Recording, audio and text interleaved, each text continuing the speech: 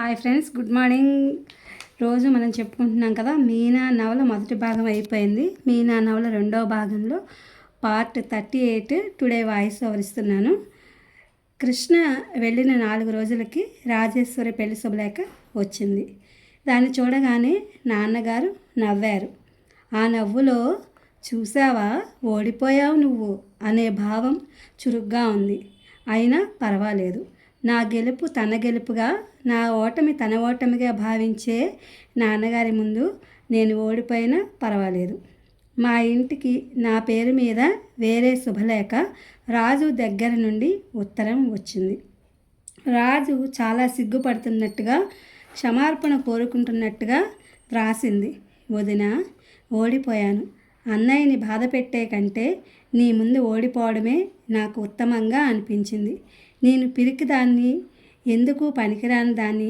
పెళ్ళికి నువ్వు రావని తెలుసు, అయినా వస్తావేమోనని గుడ్డి ఆశతో ఎదురు చూస్తాను. వదిన, నిన్ను మరోసారి చూడాలని, నా పరిస్థితి వివరంగా నీకు చెప్పాలని ఎంతగానో అనిపిస్తోంది. నువ్వు తలుచుకుంటే రాగలవని నా నమ్మకం. నీ కోసం ఎదురు చూసే నీ రాజు. ఆ ఉత్తరం చూస్తే జాలి, విసుగు రెండూ కలిగాయి నాకు. రాజులో ఇటు పూర్తిగా పిరికితనము లేదు, అటు తెగింపుతనము లేదు. ఈ మధ్యస్థంగా ఉండే ఊగులాడే మనస్తత్వంతో ఎప్పుడూ దేనికో దానికి బాధపడడం జరుగుతూ ఉంటుంది. రాజు పెళ్లి విషయంలో పూర్తిగా అపజయం పొందిన నా పట్టుదల కనీసం కృష్ణ పొలం విషయంలోనైనా ఘన విజయం సాధించాలని శపథం చేయసాగింది. మా డబ్బు ముట్టుకోనని కదూ అతని పట్టుదల. మేము అతనికి పరాయి వాళ్ళమని, అతని కష్టసుఖాలతో మాకేం సంబంధం లేదని కదూ అనుకుంటున్నాడు. అతని ఆలోచనలు అబద్ధమని నిరూపించాలి. మా సహాయం వల్లనే అతనికి ప్రాణంతో సమానమైన ఆ పొలం దక్కినట్టు జీవితాంతం జ్ఞాపకం ఉండాలి. ఆ పొలం చూసిన ప్రతి క్షణం మేము అతన్ని ఆదుకున్నట్టు గుర్తుకొచ్చేలా చెయ్యాలి. కానీ నిదానంగా ఆలోచిస్తే, నిశితంగా నన్ను నేను పరీక్షించుకుంటే, నేను చూపుతున్న ఈ పట్టుదల వెనక నా ఆలోచనల అట్టడుగున ఇంకేదో భావం ఉన్నట్టుగా అనిపించసాగింది.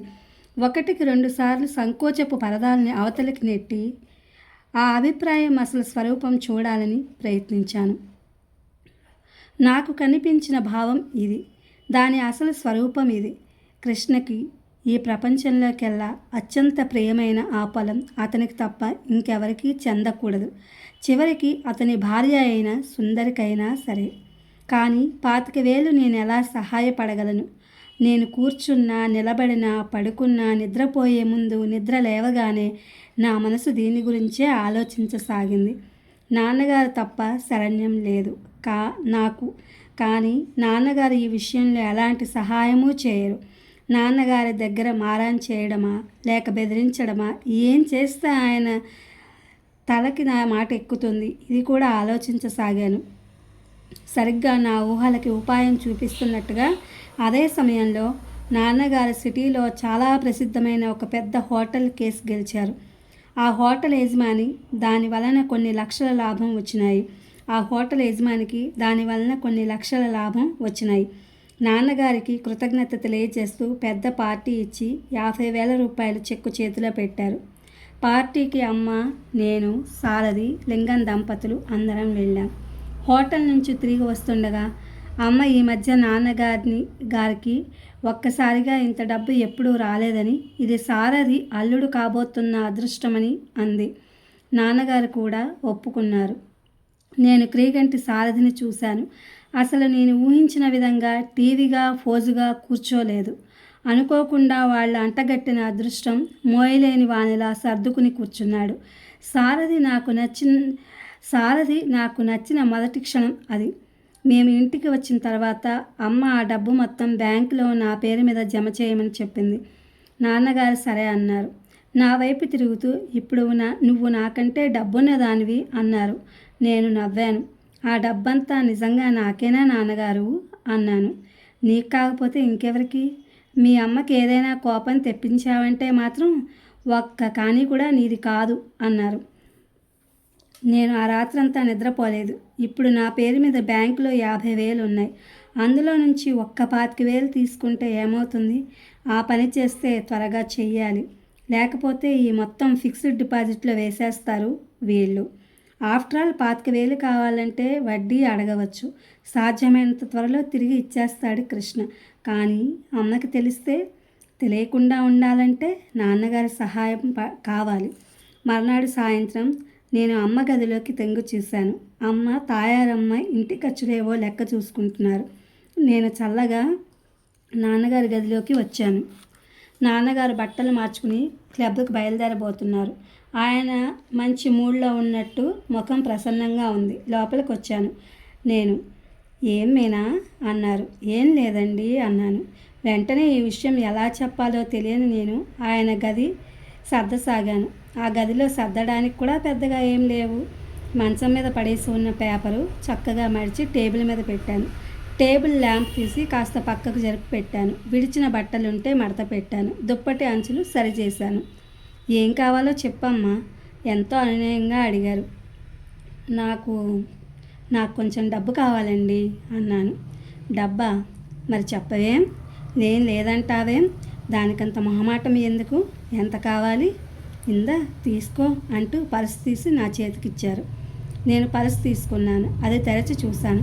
అందులో 100 రూపాయల కాగితాలు 4, 10 రూపాయల కాగితాలు 3, కొంత చిల్లర ఉన్నాయి.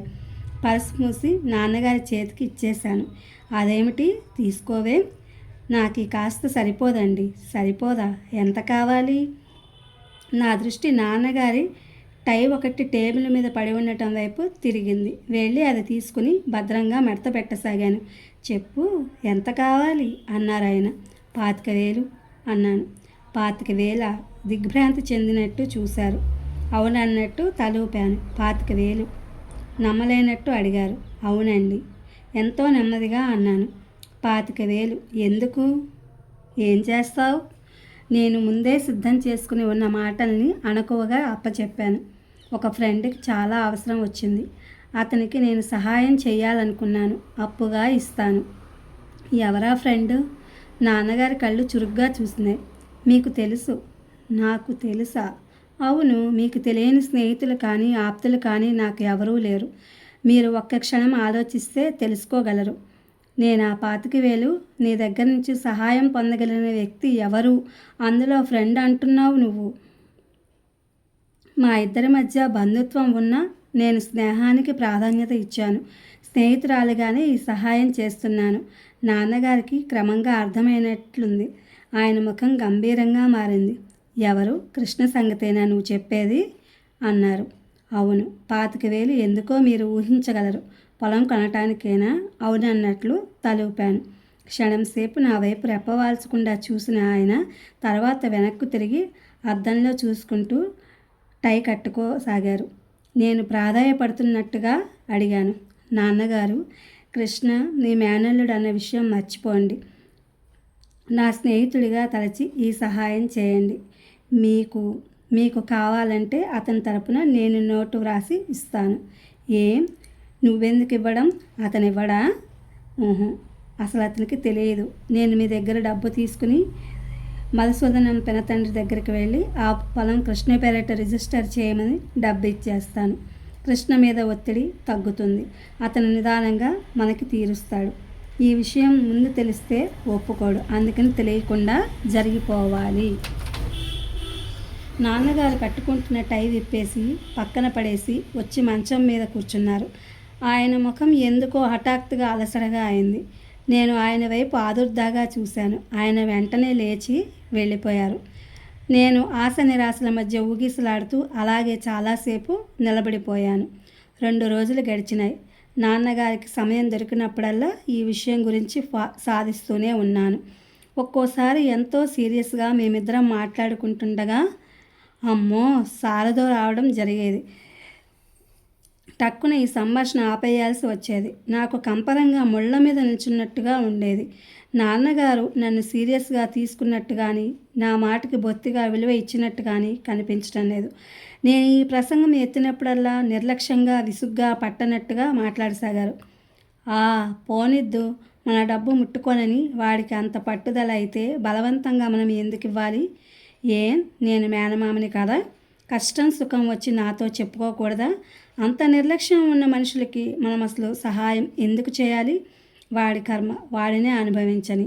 ఈ మధ్య మీ అమ్మతో ఇంట్లో కాస్త హాయిగా ఉంది. దీని మూలంగా నేను గొడవ తెచ్చుకోలేను.